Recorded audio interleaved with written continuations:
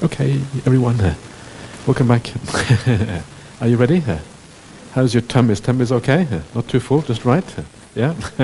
Okay.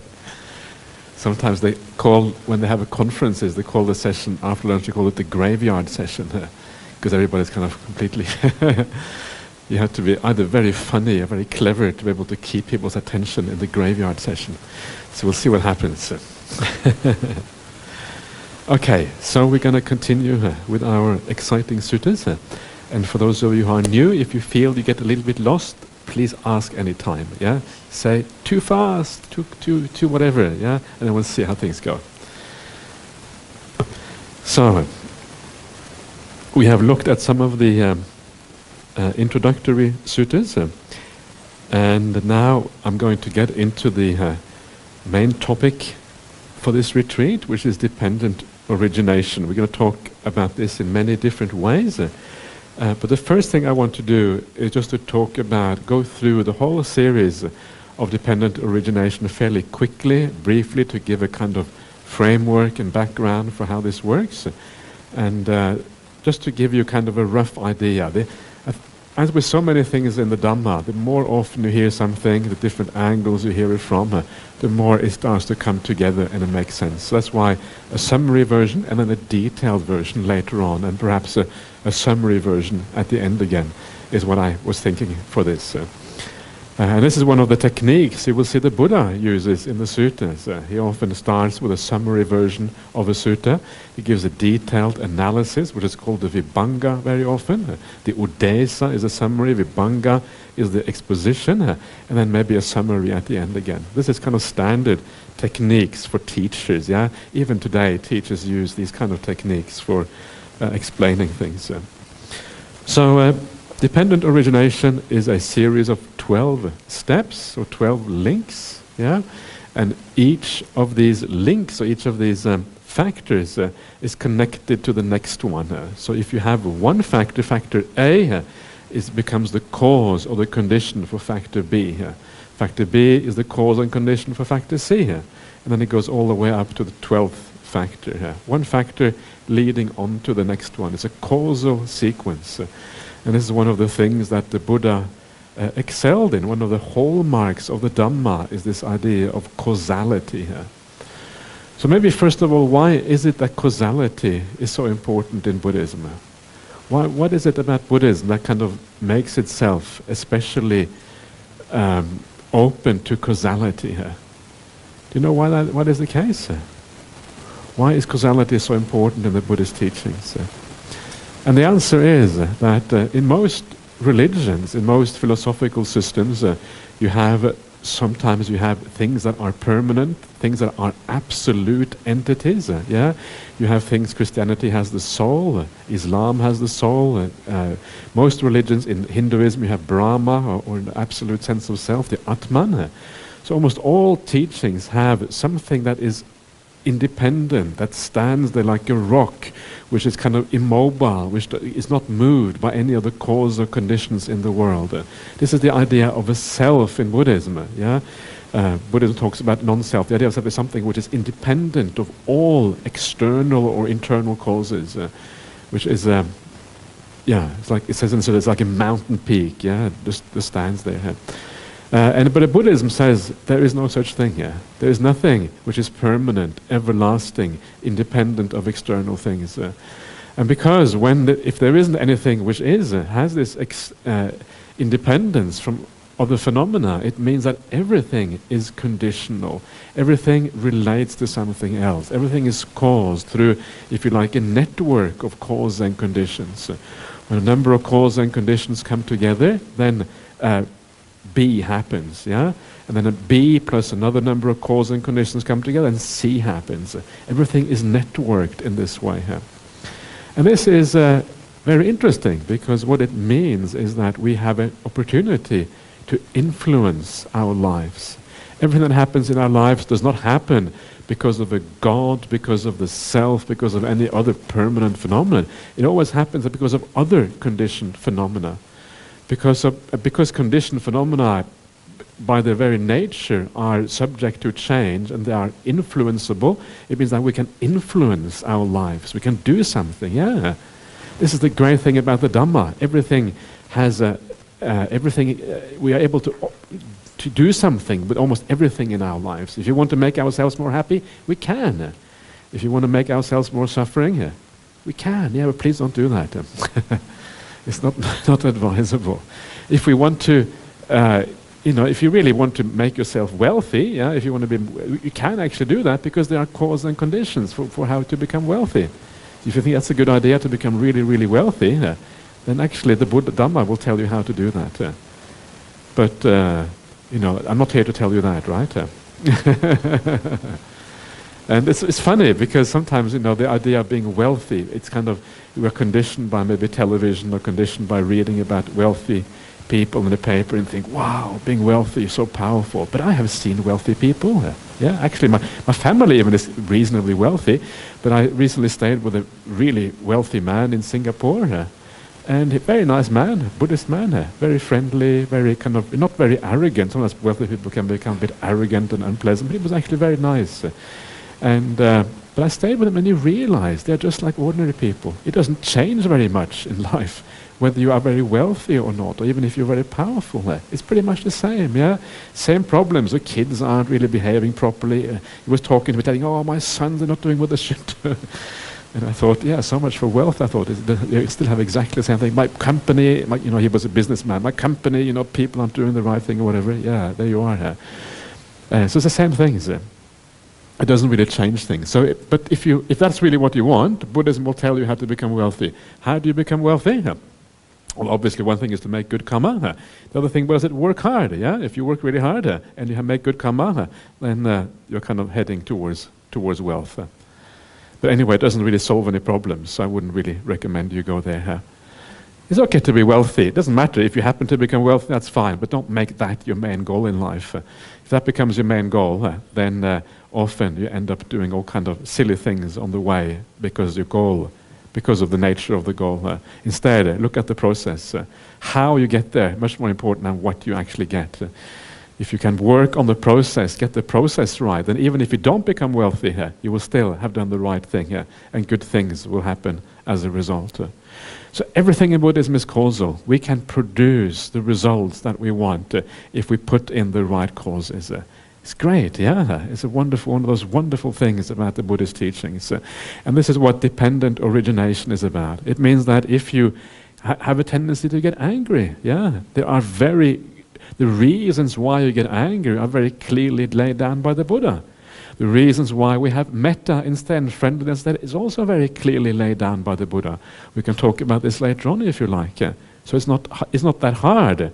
It takes perseverance, it takes commitment not to get angry and to have metta, but it's not hard. The cause and conditions are very obvious. So this is what dependent origination is all about. It's about causality in this sense. And to understand the purpose of dependent origination, what we have to look at is the goal of dependent origination. What is it pointing to? So you have 12 links, yeah? At the very beginning, you have a link called avidya. At the very end, you have the link called jara marana, or dukkha, if you like. And dukkha is obviously suffering. Jara marana is old age and death, yeah? This is the final point. This is what it's aiming at. It's looking towards. This is the goal, if you like, of dependent origination. So it shows us how suffering arises in the world. Why is there suffering? This is what dependent origination is all about. It's pretty useful, yeah. The whole Buddhist teaching is about ending suffering. It's about finding real happiness in life. And this shows us the causal sequence from the very root of how suffering actually arises. What the problem in human life, obviously suffering. So it shows us the problem for human life, any life, not just humans, any kind of life at all. What is the problem? How it can be resolved? And it shows this going backwards, stage by stage backwards, until it comes to the root cause for suffering. Very often when we talk about the cause of suffering, we talk about tanha, about craving. That's what you find in the second noble truth. You'll have a look at that afterwards. Craving is the cause of suffering. But dependent origination is like an expansion of the second noble truth. And it takes it back further, back to an even more root cause than craving itself. And that more root cause is avidya. Avidya is often translated as ignorance into English, which is not, I think, ideal translation, because ignorance means, I don't have any education, I haven't been to university, I don't know anything about what's happening in the world. That's kind of ignorance. But that's not what it means in Buddhism. In Buddhism, avidya means literally blindness. It means delusion. It means you haven't got a clue what's going on. You think one thing, but actually it's the exact opposite of what you think. That's delusion. Like, one of Ajahn Brahmali's favorite sayings is like, what the noble ones say is suffering, ordinary people say is happiness. What the noble ones say is happiness, ordinary people say is suffering. You have got it completely upside down. You haven't got a clue what's going on. That's avidya. It's delusion, illusion, a complete misunderstanding, non-understanding of reality as it actually is. And that's a problem, If you don't see things according to reality, you've got a problem. So dependent origination shows you how this blindness and darkness that we have, how that leads to suffering. That's what it shows us. If you're blind, don't see things right, it will lead to suffering as a consequence. This is what it shows you. So the answer then, of course, to the whole thing is to remove that blindness. And when you remove the blindness, the whole thing unravels. And suffering comes to an end because of that. So to understand this in a simple way, why it is that delusion or illusion must lead to suffering is actually the basic idea is very easy to understand. So let's say that you invest on the stock market. And any of you invest on the stock market here? Any of you stock market investors? Yeah? Yes? Okay, yeah. Some of you invest on the stock market? Good, okay. Many people do that. Yeah, it's perfectly fine. I'm not sure. Is it called gambling or investing? Stock market, kind of halfway between. So a bit uncertain. Anyway, let's say we call it investment, just to be polite. So investing on the stock market, and it depends what kind of advice you have. You use a broker. You have a kind of broker that you use, maybe. I don't know how you do things, but maybe you do online. But in the old days, before people started kind of doing online investment, often you would have an investment broker, sitting in the bank somewhere, and they would give you advice, on what kind of stocks were doing well, etc. So now, depending on the kind of maybe you had a really dodgy broker who didn't have a clue what was going on. He was maybe an alcoholic. Some of these brokers, they have pretty rough lives. Really kind of working really hard, and he kind of lost the plot completely, and he didn't know what he was doing. So he gave you advice. He gave you completely the wrong advice. Those companies that were really dodgy, everything was going wrong with them. The management was about to be kicked out, and they were about to go bankrupt. He said, "Hey, buy that one. This is it's a high risk, but if it works out, the return can be really great," or whatever.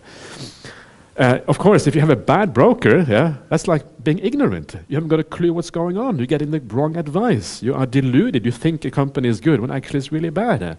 And when you invest in that company, what happens?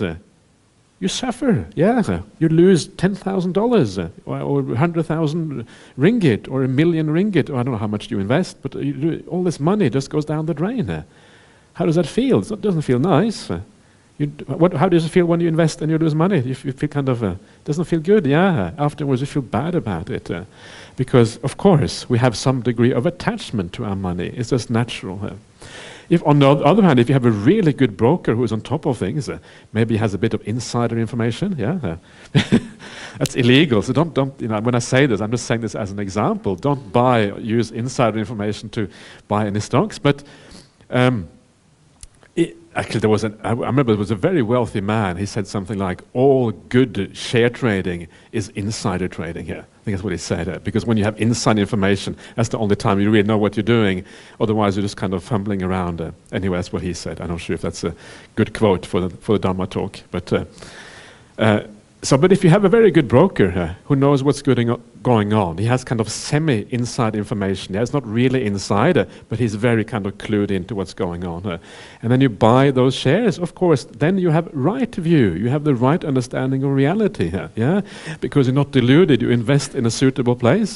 The stock goes up and you make money. And you feel, yay, money. And you get more money. And then you get really afraid of losing the money afterwards. That's the downside of becoming wealthy, doing well, is that you get fear afterwards of losing what you've got. It's always like that. There's always a downside to these things. So that's just to show you that it is true in our ordinary life. If we are blind about what's going on, we're going to cause suffering for ourselves. If we are clear about what's going on, if we have a clear idea of the world around us, then we are going to cause happiness. This is a very shallow happiness to make heaps of money, but still, it's a little bit of happiness there. Let's face it. Yeah, or if somebody gives you wrong directions, say, oh, I need to go to this particular place, so they give you the wrong directions. Yeah, then of course that's the delusion, having the wrong directions, and you don't get there compared to getting the right directions. Similar kind of thing. So it's quite obvious, I think, in our worldly life, but also in our spiritual life. If we have clarity, if we're not in the dark, but the light is turned on, we can see what's happening, then we can make good decisions, and we will gain happiness as a consequence of that. The kind of happiness we're talking about in worldly life is small happiness. Yeah, okay, you make 1 million ringgit or whatever, big deal. Doesn't make much difference. Or maybe for you it is a big deal if you have a big loan, but still it's not a big deal. But if you get it right in the spiritual life, wow, you really hit the jackpot. Because this is happiness, which is not just temporary. It's not happiness where you have to fear to lose it afterward. This is real happiness in the present moment. You sit down in meditation and you feel, wow, this is the highest bliss you ever have experienced in your entire life.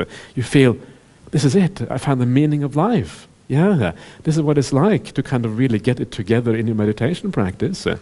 Incredibly powerful, and you feel this is really the jackpot, big time. I've really kind of,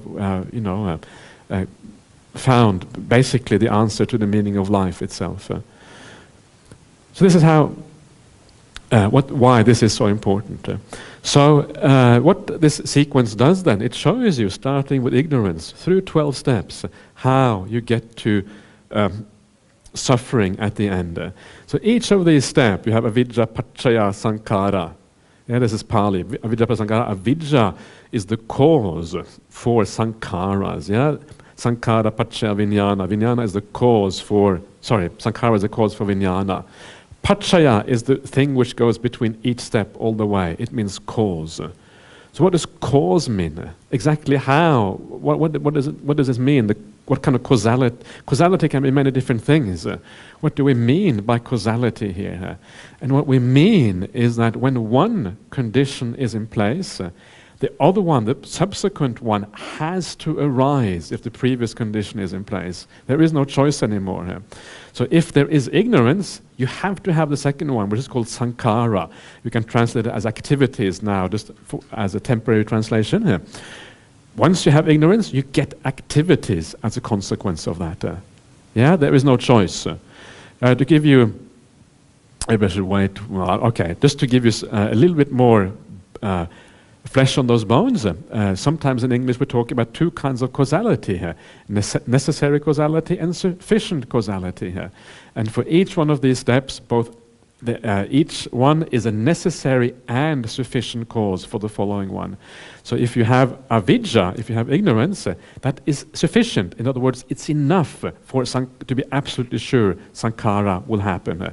It is also necessary. If you don't have avidya, sankhara cannot happen. You have to have avidya for sankhara to happen. Yeah? So necessary and sufficient causality. But essentially all you need to know is that when one is in place, the subsequent one has to happen. That is what this is referring to. So this is dependent origination. So once avidya is there, it goes from link to link to link. Each one, the next one has to happen, all the way to suffering. If you have avidya, you have no choice. You have to suffer. There's no such thing as having avidya, having ignorance, and not suffering. It's impossible. If you think you're not suffering, it's just because you are deluded. I'm so happy. You have to notice, find it out for yourself, yeah? Gradually, you uncover this until you understand what the Buddha means by these things. So that is how the sequence works in brief. This is kind of the major outlook of dependent origination. Another thing that dependent origination shows us, because this is, as I said before, all about causality, one thing leading to another one. The Buddhist teaching is through and through about causality. It shows us how things happen precisely without recourse, without using the self. There's no need for a self in there. Yeah. Often when you have causality, there's something kind of going through the sequence. But in dependent origination, there's nothing which actually goes through the sequence, which is always there. One thing just leads to another one, and there's no kind of pillar in the middle of it which holds it together. There's just elements, one leading to another one. So it takes away the need for a self. Yeah, and this is one of those conundrums that people often ask. How can we have rebirth without a self? Because for there to be rebirth, what is it that gets reborn? How can something go from there to there and actually no self in between? How is that possible? And the answer is dependent origination. The answer is one cause has an effect. Yeah, there's no need for anything permanent to go through there. So it shows us how suffering arises from ignorance without any need to bring in the idea of a self. This is also what dependent origination shows us. It's a very profound doctrine. It has all these elements in it, yeah, and all of these elements are a part of what this is about. And the third thing then that dependent origination also shows us, it shows us the process of rebirth itself as part of this. Part of this production of suffering is the idea of rebirth.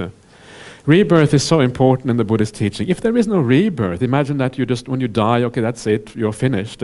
There isn't any major problem there. Yeah, life isn't that bad for most people. Yeah, none of you look entirely miserable. You look okay. Yeah, you don't look like you're kind of ready to commit suicide or anything like that. So because of that, life, generally speaking, most people have bad times, they have good times, but they can kind of bear with life usually. So if everything ends when you die, okay, no big problem. It's the fact that you get reborn and it goes on, which actually is the problem of Buddhism. And this is why, to show us how suffering happens, the idea of rebirth has to be integrated into dependent origination. When it's integrated into it, it shows us this process, including how rebirth happens as part of this process. So suffering is just perpetuated, yeah?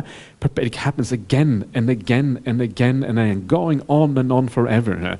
And that is the problem here. Things always happening again and again in this way. That's why it is such a problem. So, that is just a little bit of background on this dependent origination. What I'm going to do now is to go through the various links in a little bit more detail so that you can have some grasp at least of what is happening here. Are you happy with what I have said so far? Make sense? Yeah? Yeah? Okay. Yeah. If you are completely confused, it's okay to be completely confused. Yeah, you don't have to be kind of super duper on the ball, anything like that. So first one, let me read this out because this is the Buddha's how he actually talks about this. Thus have I heard, on one occasion the Blessed One was dwelling at Savatthi in Jeta's Grove, Anathapindika's Park. There the Blessed One addressed the bhikkhus, the monks, thus: Bhikkhus, Venerable Sir, those bhikkhus replied, the Blessed One said this. So here we have the Buddha dwelling at Savatthi, Jeta's Grove. Savatthi, one of the great cities of India at that time, the capital of the Kosalan kingdom, that was ruled by King Pasenadi, who was a contemporary of the Buddha. And they were very good friends, actually. King Pasenadi would often come out to the Buddha to listen to talks, and then he would come out to this monastery called Jeta's Grove, Anathapindika's monastery. I think it's better to call it Anathapindika's monastery than Anathapindika's park. And there's a famous story behind this, how how the Jeta Grove became Anathapindika's monastery. Because Jeta, he was a prince, and he was very wealthy, and he was very kind of, and he had this park just outside of Savatthi. And that's what princes do, I guess. They own parks and things. And otherwise, if you what's the point of being a prince if you can't own the odd park here and there? So, so he had this park called Jeta's Grove. That was his kind of personal park. And then Anathapindika, he was a very wealthy merchant at the time, and he had gained faith in the Buddha while the Buddha was staying at Rajagaha. And he went out to see the Buddha, and he was kind of awestruck by the Buddha the first time. And he went, "Whoa! Whew, this is amazing!" Yeah, and he's supposed to become a stream entry very, very soon. At the first meeting, because he was so kind of filled with faith and confidence by meeting the Buddha. I guess if you are ready, sometimes if you are ready in the Dhamma, and you will have a very powerful impact on you when you meet somebody extraordinary. And obviously, who is the most extraordinary of all the extraordinary people? That's obviously the Buddha. So he got so much faith, but he was actually from Savatthi. His home was in Savatthi.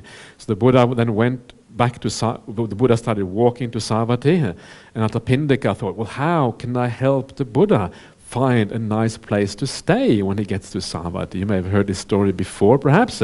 And then he goes back to Savatthi, and he realizes, well, actually, this Jeta Grove is perfect. It is just outside the city walls. If you have been to Savatthi, the ancient embankments of Savatthi are still there. You can see the embankment, you can see the city kind of almost inside there. And then the Jeta Grove is kind of a few hundred meters away from those ancient embankments. Everything is still there. You can still see it in the present day, roughly what it must have looked like at that time.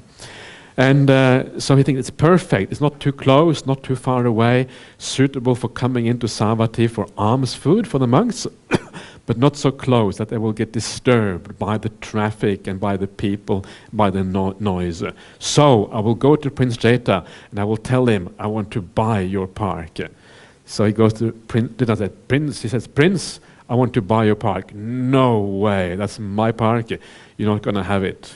Go away, you merchant." And of course, he was a prince, so he was kind of high caste. And Anathapindika was just a merchant. The merchant was kind of lower caste, so he was probably maybe also a bit kind of arrogant, perhaps. I don't know. I'm just making it up, but possibly, because that's usually how these things are. Yeah.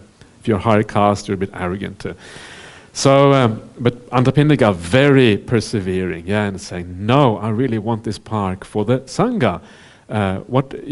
Name your price. Everything has a price in this world. Nothing has changed. Those days it was like that. Now it's also like everything has a price. So if you kind of pay enough, things will tend to happen."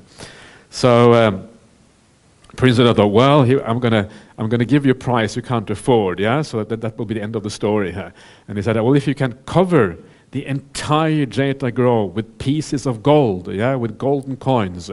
It's like a large area, so if you have to cover the whole area with gold coins, then you can have the park. This is a bit of a legend. I don't think actually this happened, but it's a nice kind of legend. And then, of course, Anathapindika, he was so wealthy that he was able to cover the entire Jeta Grove, large area, with gold coins. And then Prince Jeta realized, whoa, I lost my park. I made a bet. I said, if you can do this, I wasn't really serious. I thought nobody could do this. Okay, so you have to have the park. So this is how he gained this park, through his incredible faith in the Buddha. And it almost decimated him. He was very poor, not very poor, but he was relatively poor after that, because most of his fortune went to buy the monastery for the Buddha in this way. So much faith, incredible confidence in the Buddha. This is what drove this kind of thing. And then the Buddha got there, and this is where he stayed. And this was the main hangout for the Buddha. Is that disrespectful to call it hangout? I don't got to translate this into modern terminology. So modern terminology. So this is where the Buddha used to stay, and he spent, they say, over 20 years in this particular monastery, and this is where a lot of his teachings are actually based in this monastery. One word of caution: you read the suttas, very often it starts off with "at Savatthi." And do you know why it says that so often? Well, yeah, that's one reason, yeah. But there's another reason. This is a reason which isn't so well known. And if there's one scripture in the, I think Mula Sevastavadan scriptures, and they talk about reciting the suttas and how you're supposed to recite the suttas. And the question is, well, what happens if you've forgotten the place where the Buddha was staying? What do you do then? And they said, well, if you've forgotten the place, you put in Savatthi. Yeah? So that is one of the reasons, maybe, why Savatthi is found so many places, possibly. It's strange how these things are, yeah? Because these were considered not unimportant information. What matters is that you remember the sutta correctly. Whether you remember the city, okay, city was there, city was there, who cares, yeah? Not so important. And sometimes when you read the suttas, that's exactly what you find. You compare the Chinese version with the Pali version, and the Chinese version said Rajagaha, the Pali version says Savatthi, yeah? So, okay, don't really know where it was. It was in India, okay, good enough. That's how it works. So, Savatthi, Anathapindika's monastery. So, we don't really know whether the Buddha taught this sutta in Savatthi, but guarantee that he taught about dependent origination there, because it was a very important teaching here. And he says, bhikkhus, and they reply, Venerable Sir, Bhante, they replied to him. Bhante was the term used for the Buddha all the time. Yeah, it's very interesting here. And these days it's used for Buddhist monks sometimes. In those days it was used of the Buddha himself. Bhikkhus, I will teach you dependent origination, paticca samuppada. Listen to that and attend closely. I will speak. Yes, Venerable Sir, those bhikkhus replied. Yeah, Buddha often says at the beginning, listen. Yeah, listen and attend closely. In other words, pay attention. Try hard to understand what I'm saying. This is one of those things about the teachings. The Buddha says that in many places. Give an ear. Apply your mind to understand what is happening here. Paticca samuppada. Samuppada means like to originate. Paticca means dependent on conditions and causes. So the translation dependent origination actually quite good, even though you may wonder, dependent origination, it sounds a bit foreign straight away. Yeah, dependent origination. Yeah, well, things originate because of causes.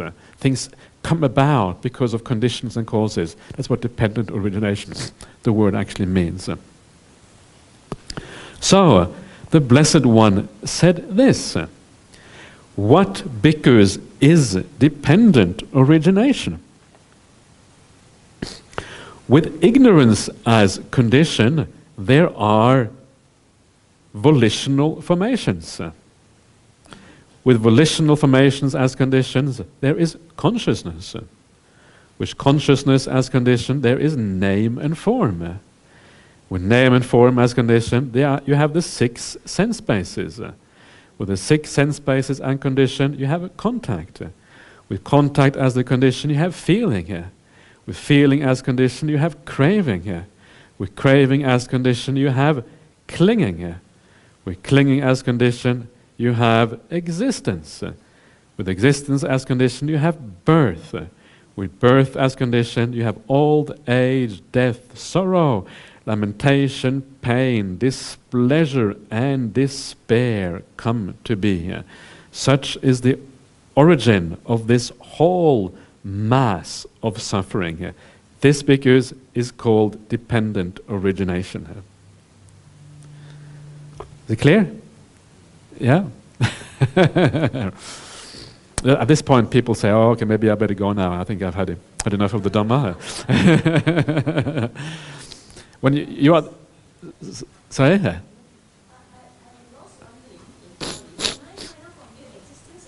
Baba.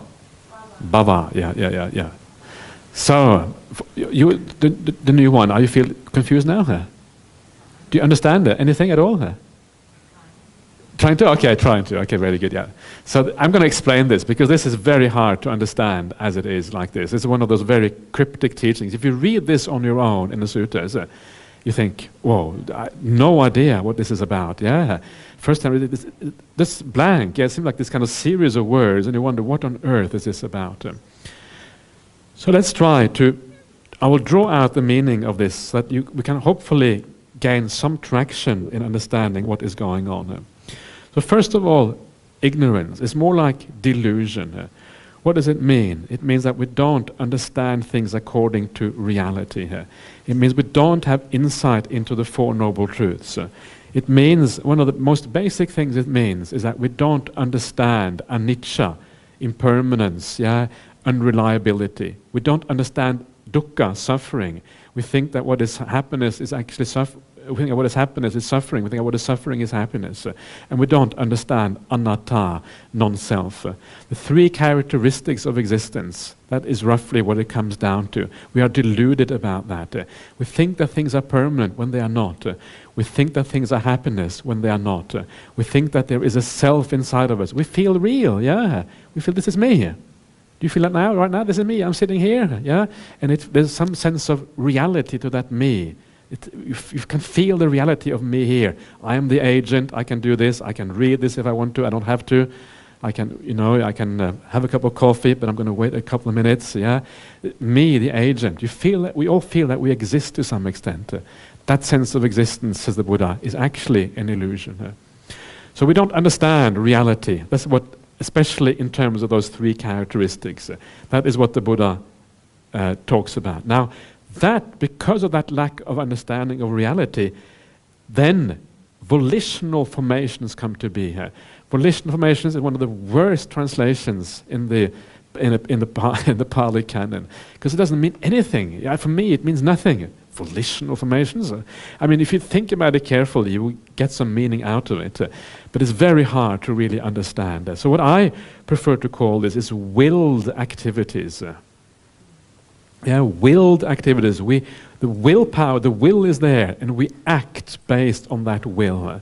So actions that come from will is what this really means.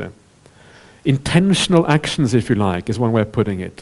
Intentional activities, willed activities. So if you are deluded, you start having willed activities. Why is that? What is happening here? It's not that hard to understand if we look at this very carefully here. The reason is because we think that there is happiness in the world. We think that there are things that we have to go out and get.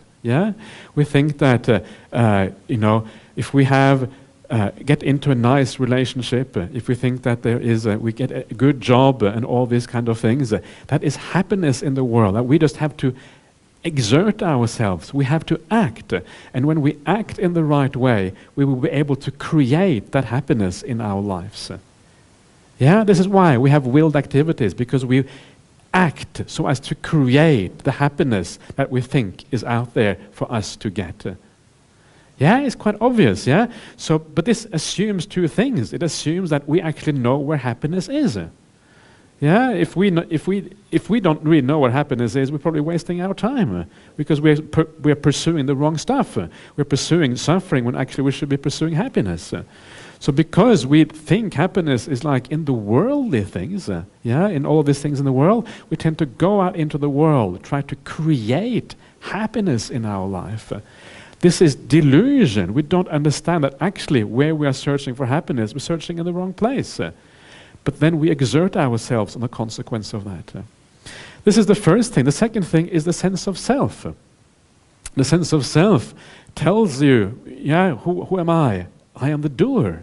I'm the agent. If I do things, magic happens. If I take this thermos here and pour coffee into that cup, I will be able to drink coffee afterwards. So I'm the agent in charge of the coffee here. Is that right? Am I really in charge? Maybe there is no coffee in the thermos. Maybe they forgot to put coffee in there. Maybe I get, oops, it's so light. What happened? Or maybe it's gone cold. Or maybe it tastes bad. You don't know exactly what it's going to be like. And anyway, what's the big deal with coffee compared to meditation experience or whatever? But there's a sense of being in charge of creating. You can create your happiness. This is what we have inside of ourselves. But this is another illusion, the illusion that we can create our own happiness. First of all, it is an illusion because usually most of the things in the world are not really under our control in the way we think they are under our control. We cannot really get things the way we want them. At the end of the day, everything we try to control is going to have to go. We try to control our life a little bit. We try to do things in such a way that we keep our family together, we have a job and all of these things. But in the end, we can control it only so far. And then nature is going to come and claim back its own and say, this is mine. Yeah, sorry, but these things are going to have to be separated from you. So that sense of agency we have inside of us is lying to us. It tells us we can control, when in fact the amount of control we have is very limited. It isn't that great. Also, what is so interesting about the path of the Buddha is actually when you start to let go of control, when you let go of agency, that is where real happiness is found. Yeah. So it's not in exerting our control that we find happiness, it's actually in letting go of control that we find happiness. So we are deluded twice over. First of all, the agency can't really do anything good for us anyway, because we can't control the world in the way we think we can. Secondly, the agency, the controlling, is actually a problem in its own right. Only when we let go of it can we find real happiness on the Buddhist path. Yeah, so there's these two things coming together. Agency here, we want to act from inside. And there is the search for happiness. This is what drives us in the world, makes us act. I think I'm going to try the coffee magic, because you have...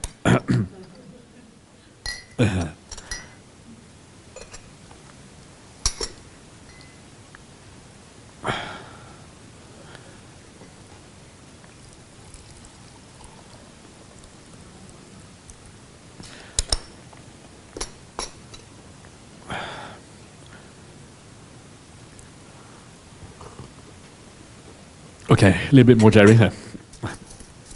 You've done well, but a little bit more sugar here.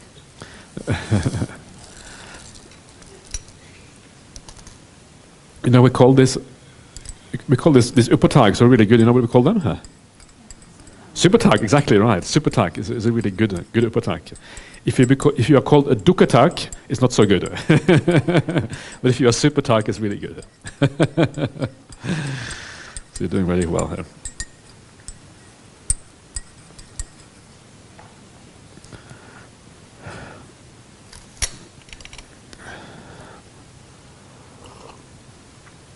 This microphone almost gets in the way when you want to drink, you know. Have you noticed that? Yeah. I can't drink on this side because then it becomes problematic. No, I'm just joking. It's okay, Bobby. I'm being silly. I like to be silly. It's nice to be silly, yeah. I kind of not take things too seriously. It's kind of nice in life. Anyway, so you can hopefully now you can start to see what's going on here. We think we know where happiness is, so we try to pursue happiness. We have the doer inside of us, which we feel we are the agent that can actually make things happen in the world. So we use that agent to try to create happiness. First of all, we don't know where happiness is. Second, that agent we have that is a really lousy agent, doesn't really do us much good at all. So because it is based on a double illusion, then when we try to create that happiness, it doesn't lead us where we want to do. But that is what makes us act in the world. This is what makes us do activities, the agent inside plus the illusion that we think we know where happiness is. This is how ignorance, delusion, leads to activities. We act based on our misunderstanding of how the world is. Yeah, it's quite interesting, isn't it? Once you start to unpack this, actually very interesting how this works. Then, based on that, based on our activities, remember, because we are basing this on the will, yeah, the will is doing this for us. It means that these are intentional activities. When we do intentional activities, it leaves an imprint on your mind. Yeah, and this is what karma is all about. So if I think, yeah, I'm going to say something nasty. Yeah, if I think, hey, I'm going to say something nasty to this person, they deserve it. They've been bad, and I'm going to tell them off, and I'm going to put it straight. Yeah, so I say something nasty to somebody, and how do I feel? I think, oh no, why did I say that? That was terrible. I shouldn't have said that to that person. That was a mistake. I was just getting angry, so I shouldn't have said that nasty thing to that person. So when we do intentional activities that are not nice, we tend to feel bad afterwards. Yeah, I'm sure you have you know what I'm talking about, yeah? Do something which isn't quite right, you always feel a bit, you think, oh, I should have done that afterwards. You feel regret, have a sense of regret about that. And it kind of darkens your mind a little bit, takes away some of the brightness and light and happiness inside of you when you do bad things. But when you do the opposite, when you do a good act, again, it's based on intention, yeah? It's come from this idea that we're going to create happiness in the world. But now you do a good act based on that. You say something kind to somebody. You get this feeling of compassion towards someone, and you just want to say something kind to them. Oh, what a wonderful thing it is to have you as a colleague here at the BGF. Please say these things to each other, yeah? Say, oh, I'm so happy, Bobby, to have you as a colleague here at BGF because you're doing such a wonderful job. Say this thing to each other somewhere because you value each other, yeah? It's so easy to forget to say the kind things to each other. Yeah? And I'm very happy to see all of you here. It's wonderful. I love to come around and teach Dhamma to people because wherever I go in the world, I always only see good people. Yeah. By nature, people are good people. Otherwise, you wouldn't be here. What's the point of being here if you weren't a good person? I know you are a good person even before you come here, unless you have a suicide belt around your waist. But no, yeah, but you're okay. So I know that already here. So this creates so much positive feeling when we do this in the right way. So we act in this way, and when you do an act of kindness to somebody, you feel happy about yourself. You feel, yay, I'm living well. I'm doing a good thing. You feel this natural sense of lightness and joy inside because you're living well. So this is what is meant by consciousness here. Your consciousness, your mind, is affected by your willed activities. You are deluded, so you do all the willed activities, and then those willed activities affect your mental state, whether you feel dark or whether you feel light. You do a lot of positive activities, good activities. You are lifting your mind up, you are adding, you are accumulating goodness, making your consciousness light and bright and beautiful and pleasant to be with.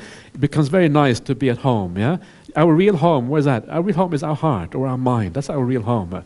If you close your eyes and you feel good inside, that's your real home. Ultimately, that's the only home we have, our internal refuge with ourselves. However, if you accumulate many bad things, you are dragging yourself down. And when you close your eyes and you feel, it doesn't feel good to be inside of yourself. Yeah, this is what many people who do bad things in the world, they don't feel good about themselves. So it's good to have compassion for people like that, because they don't understand what they're doing. They are blind. Nobody wants to create suffering for themselves, and yet that is what bad people often do. So we are, through our activities, we are building up all of these things that are both lift our mind up and drag it down. So the sum total of all of those activities is how we will feel about ourselves. This is how consciousness is affected. So consciousness becomes either brighter or darker, or it stays roughly the same, yeah, depending on how we live our lives. Then when we come to our deathbed, excuse me.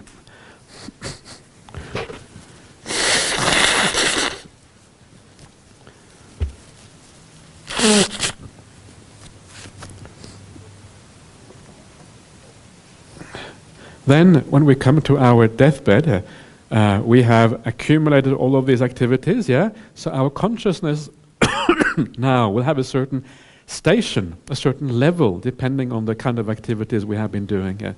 So if you have been making a bright consciousness for yourself over a long period of time, lifting yourself up and up and up, then when you die, you are kind of at the high level. And that level where your consciousness is when you die, that's where you continue into your next life. Yeah? Because it's natural, just like now in this life, if you don't do anything bad or good, your consciousness will continue on that level because there's nothing to lift it up or drag it down. In the same way, when you die, whatever level your consciousness is at, that is where it continues into the future life. So if you have lifted up your consciousness, you get reborn. Your consciousness is established in a high level, depending on what your level is. If you have dragged yourself down by being foolish and stupid, then you will get reborn in a low level because your consciousness continues in that low level as a consequence. Your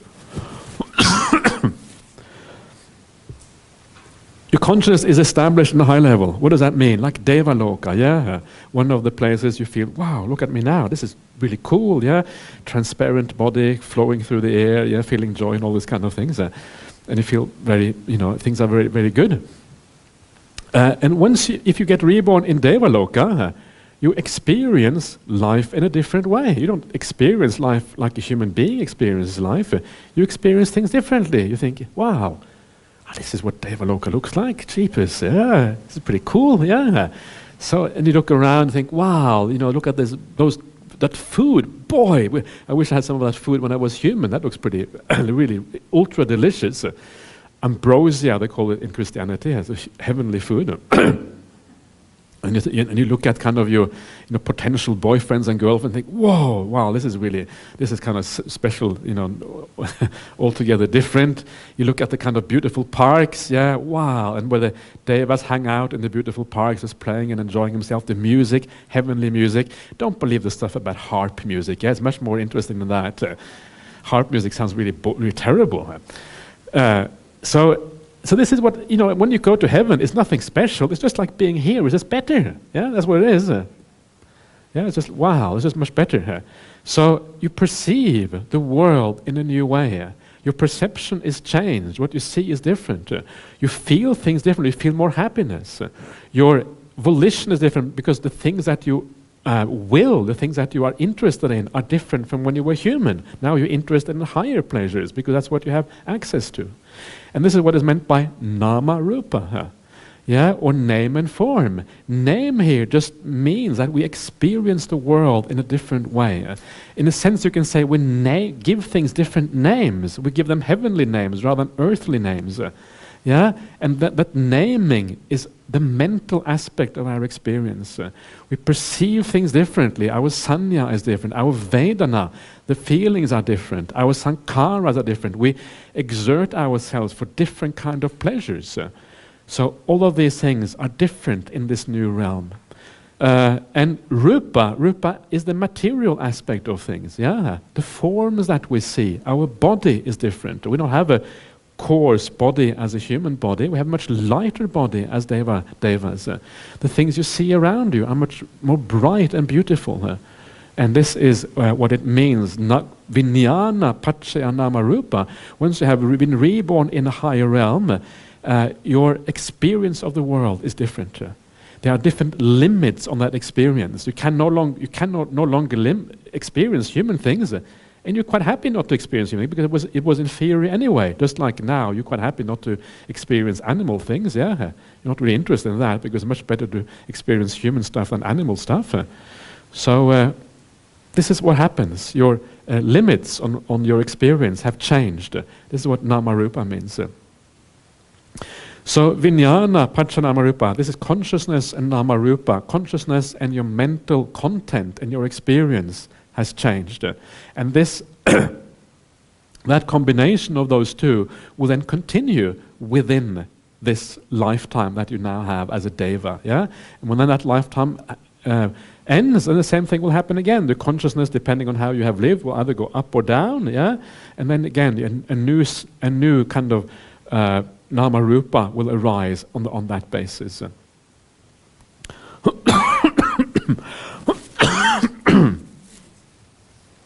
Then, when you have nama rupa established, then of course, when you are in the heavenly realm, you experience things. You experience things through the six senses. That's why it says here that name and form conditions the six senses. Yeah. So you have the six senses. You must means that you experience things. Because you have six senses, it means that contact here just means that things arise, yeah? Things happen, you start to experience things. That's what contact means. When you have senses, you have experience as a consequence. That is contact. The things on the external world contacting your mind. When you have contact, when you experience things, one of the most important aspects of that is feeling. You feel the world. Feeling in Buddhism means either it's good, it's bad, or it's neutral. Yeah, that's how we tend to divide up our own life. Right? Either you like something or you don't like it, or it's neutral to you. It's kind of the most basic way of looking at things. Because we experience the world in this way, in terms of liking, not liking, or neutral. Because of that, we crave. Yeah, the stuff we don't like, we want to get rid of. That's called the kind of negative craving. We want to get rid of it. The stuff we like, we want more of, precisely because we like it. That's craving. We want to get that. Yeah. So feeling naturally must lead to craving. There's not much choice. Because we crave, we try to ensure that our craving is met. This is upadana. Upadana here translated as clinging. Much better to translate it as taking up or attaching to things. Maybe taking up and attaching. Yeah, once we crave, we want to ensure that our craving is met, our desires are met. How do we do that? By taking up certain ways of living our life. Yeah? So we decide to get a house for ourselves, we decide to get married, we decide to become a Buddhist. Yeah? Why? Because Buddhism is good, it makes you happy, so you want to become a Buddhist. So, and all of these things, we take them up they become part of our life. And then because they help us satisfy our cravings and our desires, we are attached to stuff. We're attached to things and people precisely because they are able to satisfy our craving in a certain way.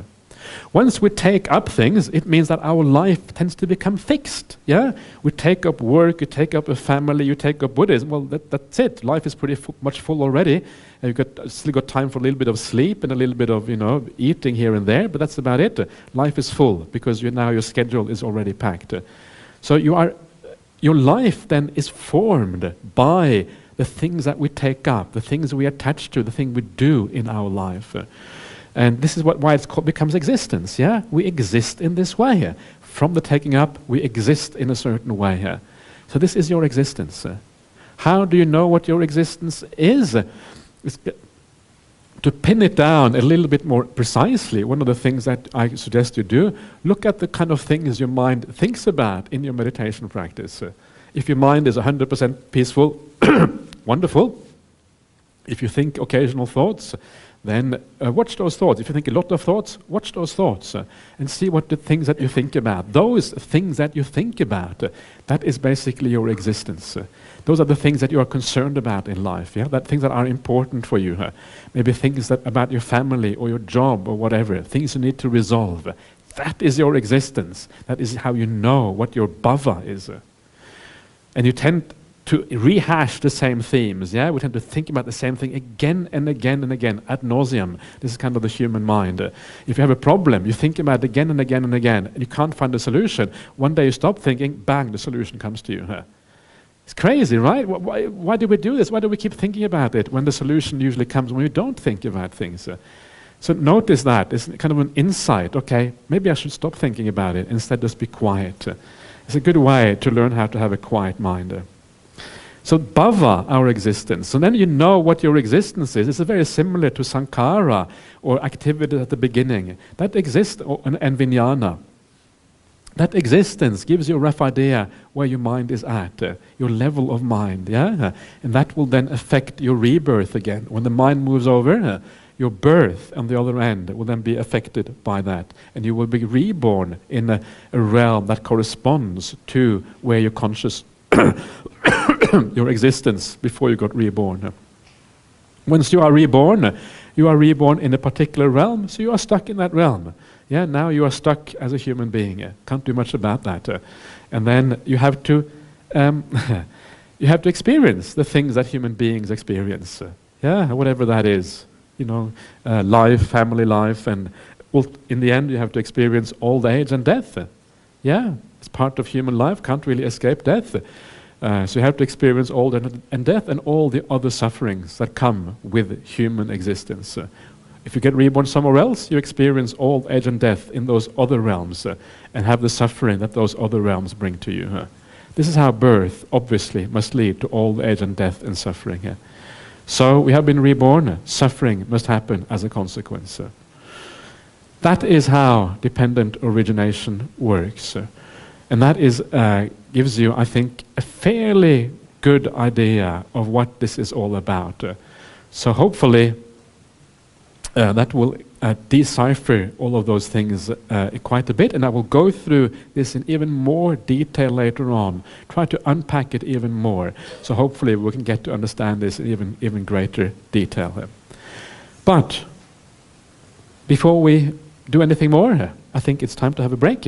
I'm going to have some coffee, and please also have a drink or whatever you like, and we'll see you back again 3:15 here.